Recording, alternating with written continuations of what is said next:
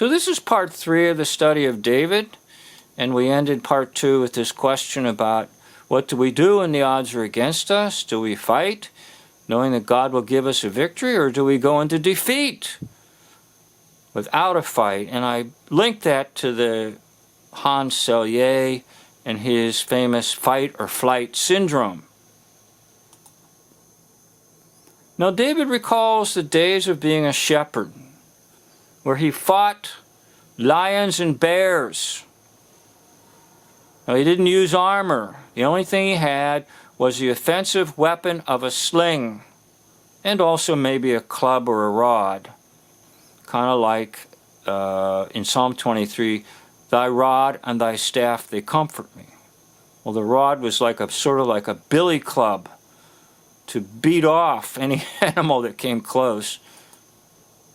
Saul thinks David must fight Goliath on the same usual terms as a warrior. In other words, he's thinking worldly.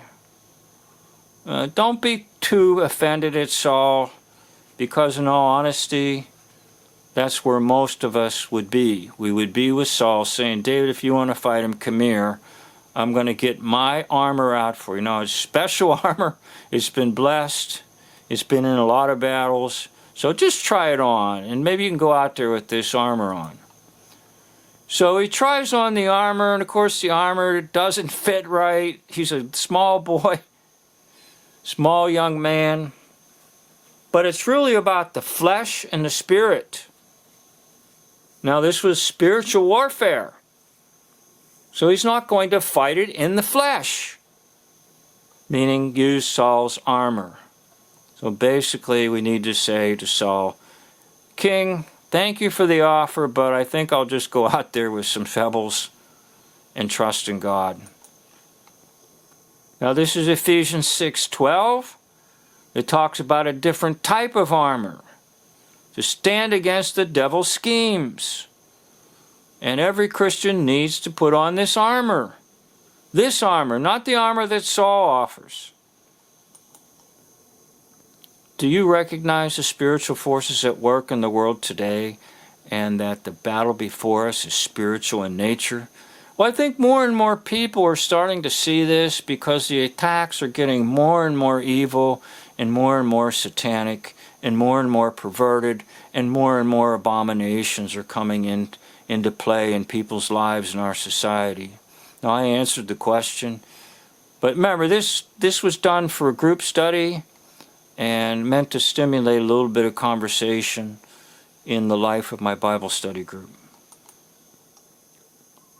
So what was the major crime of Goliath? Well, he was defying the armies of the living God. Now notice that, the living God. Even though we might say they were chicken, they were still part of the armies of the living God.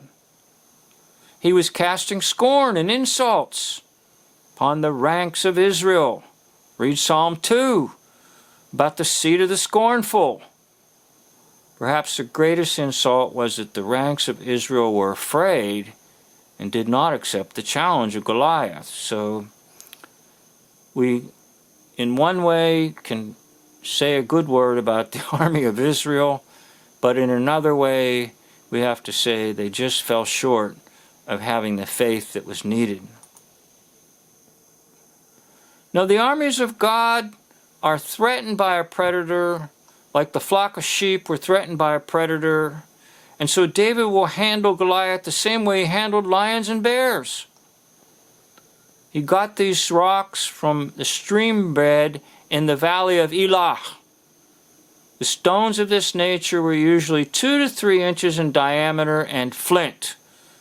And that comes from the Expositor's Bible commentary. So you're just looking at a handful of stones 2 to 3 inches in diameter. Now, Goliath had lots of mistakes. First of all, pride. He considered himself invincible. Secondly, he had no understanding of God, the living God, and God's ways. And he wasn't fighting David. He was fighting God. Read Proverbs 16, verse 18. David tells Goliath, you come against me with a sword and a spear and a javelin, But I come against you in the name of the Lord Almighty. In other words, when you use somebody's name, you're using their authority. And that's the idea in the New Testament of the name of Jesus. In the name of Jesus and its power over the evil forces, the evil spirits, and also the nature of the world system.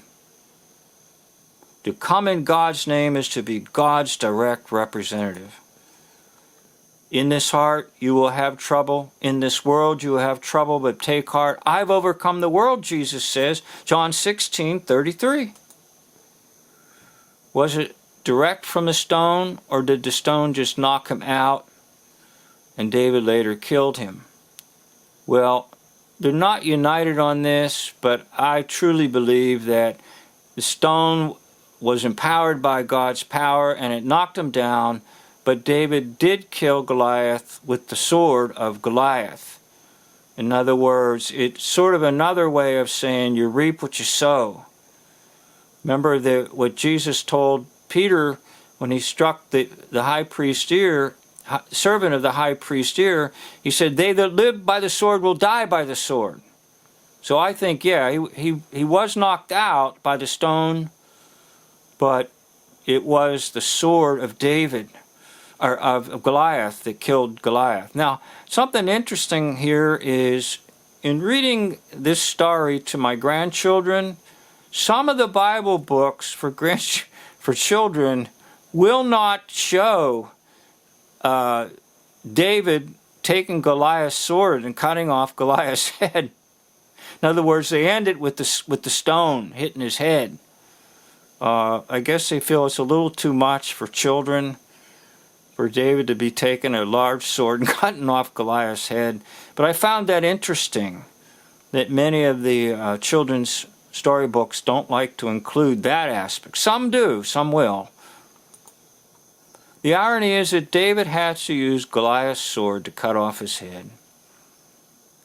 Later, both the head of Goliath and the sword of Goliath will be displayed as trophies of war, kind of like a museum. Go to the valley of Elah and pay your admission fee to see the sword of Goliath, and incidentally, the head of Goliath will be displayed. Now, I'm just joking about that. So David's defeat of the Philistines' champion affirms the superiority of trust in Yahweh, meaning the Lord, over any marvels of human technology. David returns a conquering hero. The women come out singing and dancing, and victory celebrations were led by women. So we're going to get into Saul's jealousy here in just a minute. So I'm going to go ahead and stop this and move on to another segment in this study on David. Thank you for watching.